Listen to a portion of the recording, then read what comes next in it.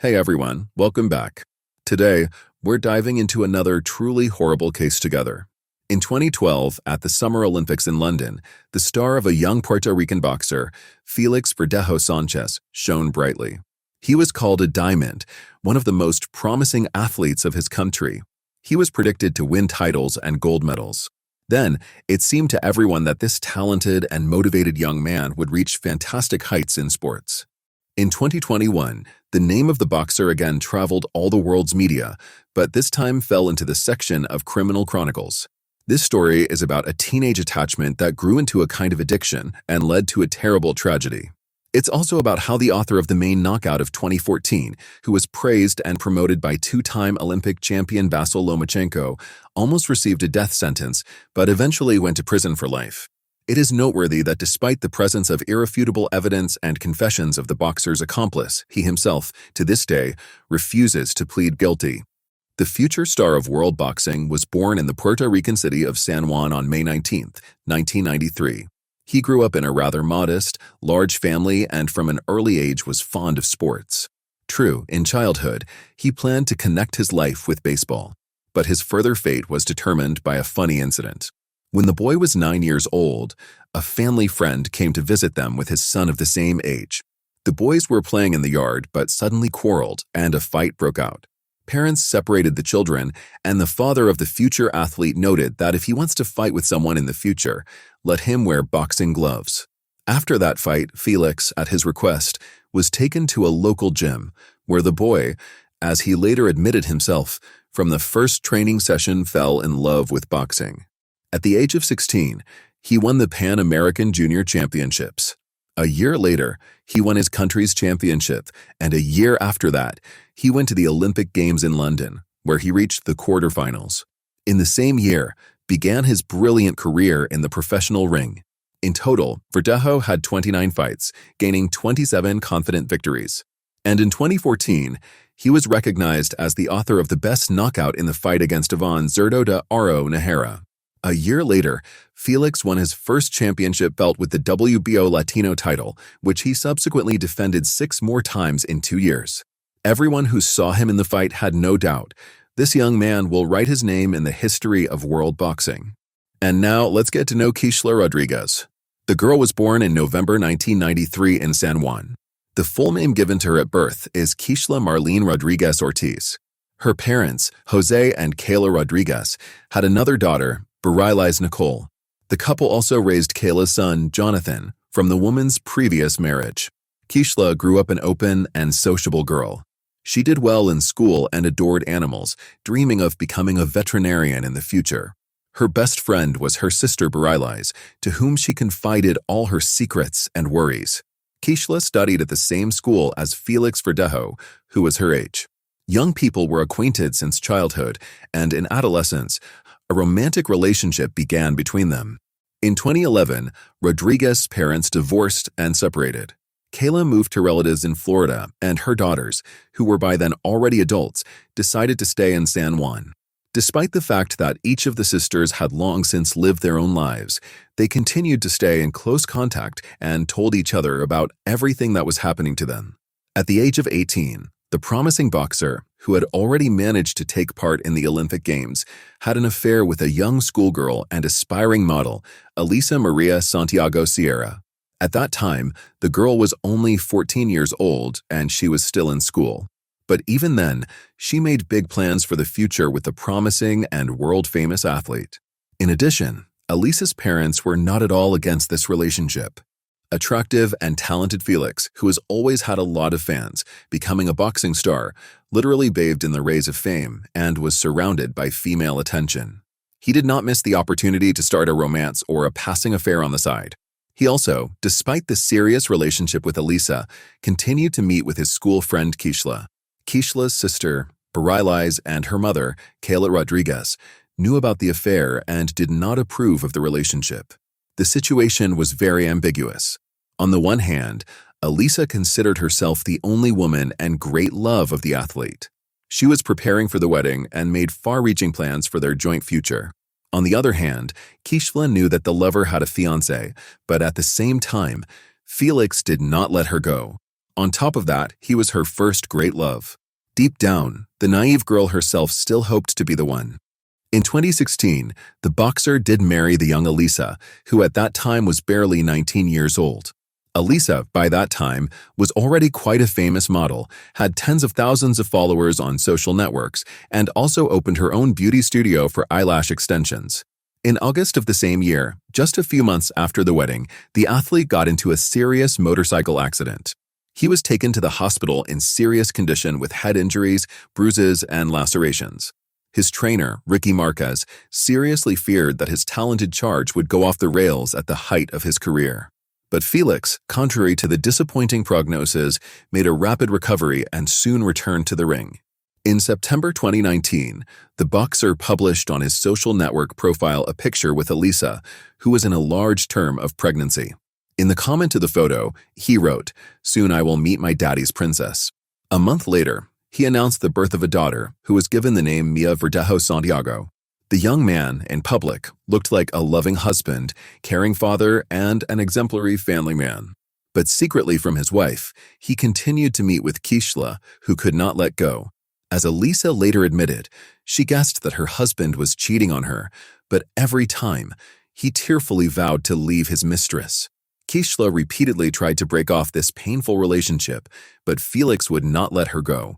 She had no other men because the boxer threatened that if he found out that Keishla had someone, it would not be good for her and her chosen one. Keishla herself, who had fallen in love with Verdejo since high school, continued to love him despite everything.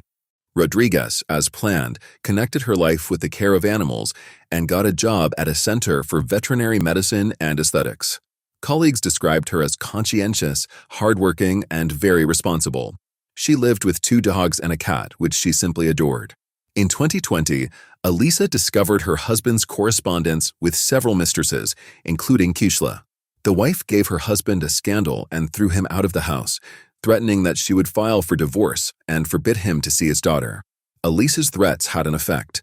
In addition, the career of the athlete was in serious decline at that time, and he did not need unnecessary problems. For a while, he really stopped seeing Rodríguez.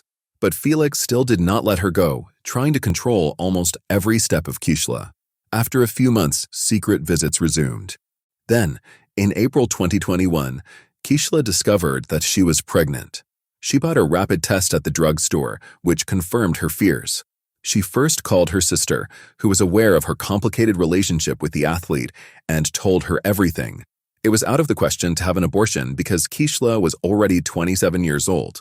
She was ready to have a child, even if she had to raise it on her own. A few days later, Keishla broke the news to the father of her child, hoping in her heart that he would accept it. But Felix was not happy, to put it mildly. He got angry and told his mistress that she should go to the doctor. He said if the pregnancy was confirmed, it would be necessary to have an abortion. Naturally, Rodríguez answered him with a firm refusal, but the boxer began to threaten her and insist. Felix said that an illegitimate child would finally destroy his reputation, and this he could not allow. After Keishla's visit to the hospital, her pregnancy was confirmed, and she now had a certificate to prove it. She called Felix and told him everything, which made him furious. Felix shouted and demanded that Keishla immediately get rid of the child, but she again responded with a categorical refusal. Then the athlete decided to go on the sly, saying that he did not believe her and wanted to personally look at the issued medical certificate. He appointed Keishla a meeting in the evening in a crowded place, which did not surprise her because they always tried not to draw attention to themselves and not be seen by anyone. A few days before the meeting, the boxer stopped by his old friend, Luis Antonio Cadez Martinez. Luis worked in a local machine shop and also had ties with the criminal world, selling illegal drugs. Felix briefly outlined the situation and asked him to help him get rid of his pregnant mistress. Luis had previously been in the field division of the police, and the prospect of being in prison scared him. But the athlete was persistent. He assured that everything would go smoothly and the police would never find them. Besides, Felix promised him an impressive cash reward, and Luis agreed. With the support of an accomplice, Felix called Keishla and told her that he wanted to meet her on the evening of April 29th to confirm her pregnancy and decide what to do next. Immediately after talking to her lover, Keishla called her sister back and told her everything. She still had hope that Felix would accept her child and would not insist on an abortion. But Bareilles was quite alarmed by this whole situation. She knew that the boyfriend had threatened her sister, and she was worried that he wouldn't do anything to her. Bareilles called her mother and shared her concerns, but even together, they could not dissuade Keishla from that fateful meeting. At the appointed time, Rodríguez, taking a doctor's note, arrived at the meeting in her own Kia Forte automobile. Verdejo drove there in his pickup truck, in the back of which Luis was hiding. Keishla immediately got into the athlete's car and showed him the results of the tests. He once again talked about terminating the pregnancy, but Keishla, crying, again responded with a refusal. Against this background, the couple began to quarrel violently, turning to shouting. Then Felix suddenly hit Keishla in the head with his fist, from which she immediately lost consciousness. While Keishla was unconscious, Felix took a syringe with a large dose of illegal substances hidden in the glove compartment of the car. Luis had obtained the drugs at his request. Felix injected Keishla. Then, together with his accomplice, they carried her to the back of the pickup truck, where there were already prepared pieces of wire and a concrete block. The men tied Rodríguez up, attached the load, and then covered her with a tarp so that no one would accidentally see anything. Felix then returned to the pickup truck while his accomplice got behind the wheel of Keishla's vehicle. Together they drove to the Teodoro Moscoso Bridge over the San Jose Lagoon. It was virtually deserted at night. The men, making sure no one could see them, threw Keishla, still alive, into the water. Afterward, however, they decided to fire a few shots into the water at the body, using the firearms they had brought with them, so as not to leave the victim any chance. Having finished the massacre, each of the perpetrators went home. Keishla's co-workers were the first to worry when she didn't show up at the Center for Veterinary Medicine and Aesthetics the next day. Keishla had always been very responsible and couldn't just not show up for work without notifying anyone. Since she didn't answer the phone, it was decided to contact her sister to find out what happened. After several unsuccessful attempts to contact her sister, Bareilles went to her house. No one answered the door, but Bareilles had a spare key, so she got in without difficulty. However, she was met only by hungry animals who had not eaten anything for almost 24 hours. Now Bareilles was in a panic because she realized that something terrible or irreparable had happened to Keishla.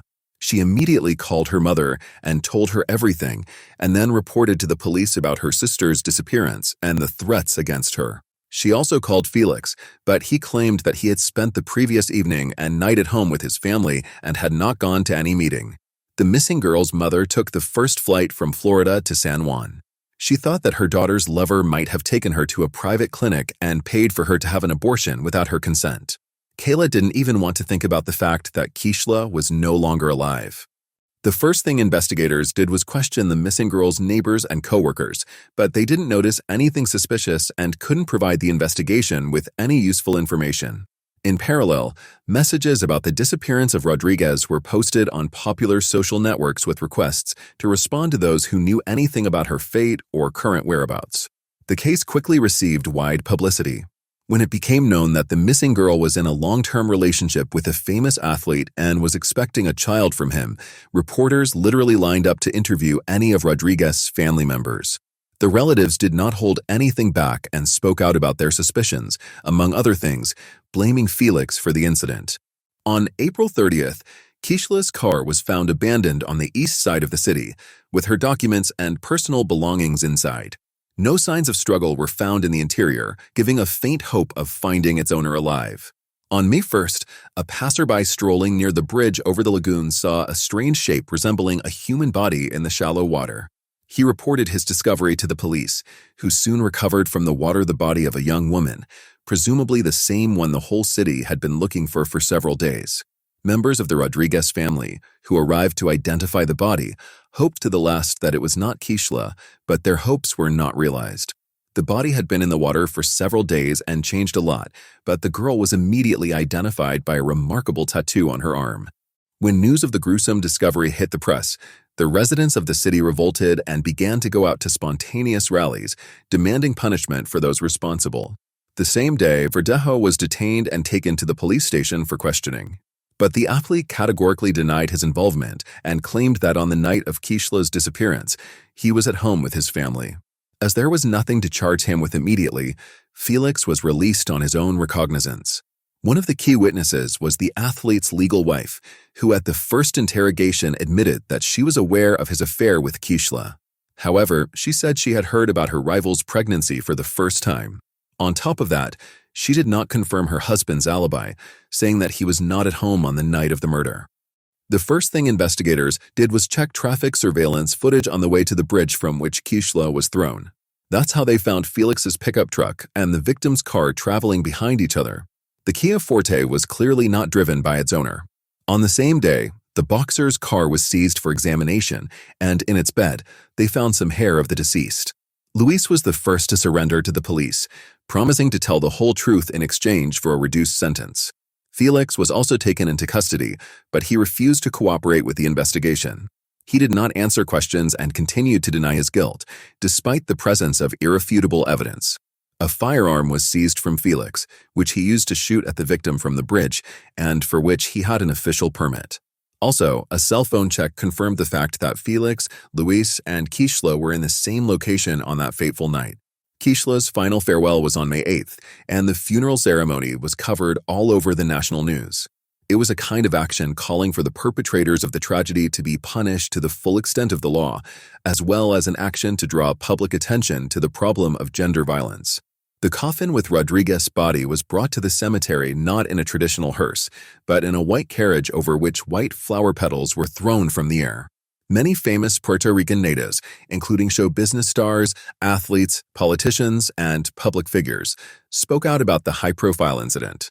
Verdejo was charged with carjacking, kidnapping, premeditated murder, and the murder of an unborn child.